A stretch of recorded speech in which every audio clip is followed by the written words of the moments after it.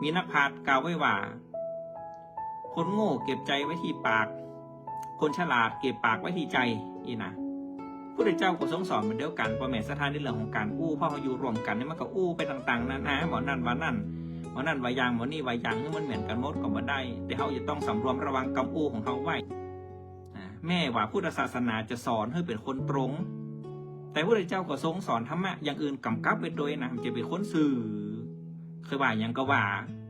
ผู้เทศนะว่าเปิ่นเจ็บอกเจ็บใจว่าเปิ่นชอกช้ำเสียอกเสียใจก็ว่าไปเลยกับเบอร์ใจก็ยังมีธรรมะอย่างอื่นเปิ่นกำกับไว้เหมือนกันคือสอนคือตรงอย่างหูกาลเทศะต้องหูกาลเทศะจะนำจะอู้สื่ออู้ตรงอู้สื่อแซ่บอย่างเดียวอ่ะแต่ต้องมีกาลเทศะตรงอย่างมีสติปัญญากำกับไม่ใช่ตรงไปตรงมาอย่างโง่ๆซื่อๆเซ่อๆซาๆจนบ่หูอย่างเป็นอย่างบางคำเนี่ยบางคนจะอู้ก็อู้บอกว่าฉันอู้ตรงนะฉันอู้ซื่อนะบ่อู้ขี้ลายบ่อู้ลายบ่อู้จู้ลายแต่คำอู้นั้นมันแบบเป็นประโยชน์มันว่าแล้วเขาเปิ่นเสียใจว่าแล้วเขาเปิ่นหมดกำลังใจว่าแล้วเขาเปิ่นเอาไม้ขายหน้ามันมีประโยชน์อะไรอย่างอันนั้นเป็นคนสื่อแต่เซ่อนะแล้วสุดท้ายมาเป็นจะได้ของตัวก็ต้องมาตายน้ำตื่นค้นกับมาสนับสนุนค่ะโค้ดกับมาหันตัวโค้ดกับมาซักเสริมเพราะนั้นถ้าหากว่าเขามาพิจารณา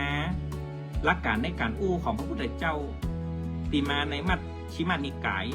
อภัยราชกุมารสูตรนั่นมีอย่างพองครั้งหนึ่งมีคนไปกราบทูลถามพระพุทธเจ้าว่าพระองค์มีลักษณ์ในการตรัสคือในการอู้ในการพูดนะหรือบัตรรัดบ่อู้บ่พูดอย่างไรพองพระองค์ทรงตอบโดยใช้วิธีจำแนกแยกแยะดังนี้หนึ่งคำพูดที่ไม่จริงไม่ถูกต้องไม่เป็นประโยชน์ไม่เป็นที่รักที่ชอบใจของผู้อื่นไม่ตรัส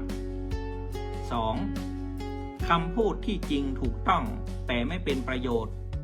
ไม่เป็นที่รักที่ชอบใจของผู้อื่นไม่ตรัส 3. คำพูดที่จริงถูกต้องเป็นประโยชน์ไม่เป็นที่รักที่ชอบใจของผู้อื่นเลือกการตัดการนี่คือกาละเวลาเลือกเวลาในการตัดในการอู้ 4. คำพูดที่ไม่จริงไม่ถูกต้องไม่เป็นประโยชน์ถึงเป็นที่รักที่ชอบใจของผู้อื่นไม่ตรัส 5. คำพูดที่จริงถูกต้องแต่ไม่เป็นประโยชน์ถึงเป็นที่รักที่ชอบใจของผู้อื่นไม่ตรัสและ 6. คำพูดที่จริงถูกต้องเป็นประโยชน์เป็นที่รักที่ชอบใจของผู้อื่น